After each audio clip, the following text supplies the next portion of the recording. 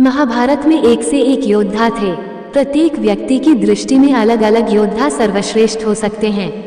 किसी के लिए अर्जुन सर्वश्रेष्ठ थे तो किसी के लिए कर्ण, किसी के लिए अश्वत्थामा तो किसी के लिए भीम। कोई बर्बरिक को तो कोई घटोत्कच को सर्वश्रेष्ठ योद्धा मानेगा, कोई एकलव्य को तो कोई द्रोण या भीष्म को। लेकिन हम क्या सोचते हैं यह आपको बताएंगे।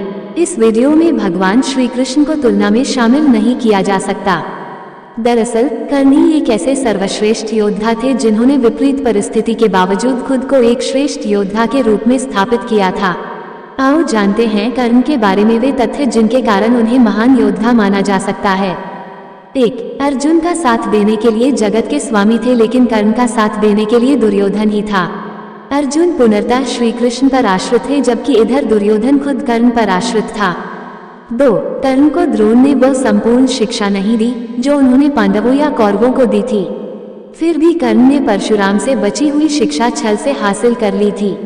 यदि कर्ण अर्जुन के बराबर योग्य नहीं होता तो भगवान परशुराम कर्ण को शिक्षा देने के लिए तैयार नहीं होते। 3. कर्ण एक सच्चा मित्र होने के साथ साथ ही दानवीर भी था। स्वयं भगवान श्री कृष्ण इस बात की पुष्टि करते हैं कि कर्ण से बड़ा दानी कोई नहीं। 4. श्री कृष्ण की योजना के तहत कर्ण के कवच और कुंडल को छलपूर्वक अर्जुन के पिता इंद्र द्वारा हथिया लेने के बावजूद कर्ण ने युद्ध को एक योद्धा की तरह लड़ा। 5. कर्ण ने जरासंध को अकेले हराया था, वहीं भीम ने श्री कृष्ण की मदद से जरासंध को छल के द्वारा मारा था। 6. कर्ण के पास भगवान परशुराम द्वारा दिया गया शिव का विजय धनुष था। यह धनुष जिस भी योद्धा के हाथ में होता था उस योद्धा के चारों तरफ एक ऐसा अभेद्य घेरा बना देता था जिसे भगवान शिव का पाशुपतास्त्र भी भेद नहीं सकता था। कर्ण को महाभारत में तब तक नहीं मारा जा सकता था जब तक कि उसके हाथ में वह धनुष था। 7. कर्ण ने कुंती को वचन दिया था कि वो उनके 4 पुत्रों की जान नहीं लेगा, लेकिन वह सिर्फ अर्जुन से ही युद्ध करेगा। युद्ध के दौरान ऐसे कई मौके आए भी जब कर्ण का सामना भीम, युधिष्ठिर, नकुल और सहदेव के साथ हुआ।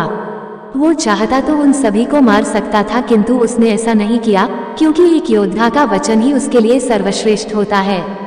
8. जिस द्रुपद को 100 भाई मिलकर जीत पाए उसे कर्ण ने दिग्विजय के दौरान अकेले ही हराया था।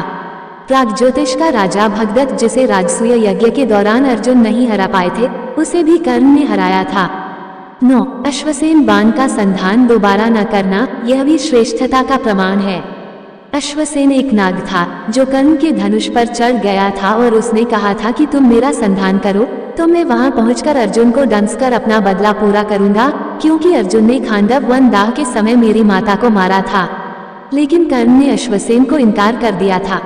10. जब श्री कृष्ण ने कर्ण को यह बताया कि तुम पांडवों के सबसे बड़े भाई हो तो कर्ण ने कहा कि हे कृष्ण, मेरी मृत्यु तक पांडवों को यह मत बताना कि मैं उनका बड़ा भाई हूँ।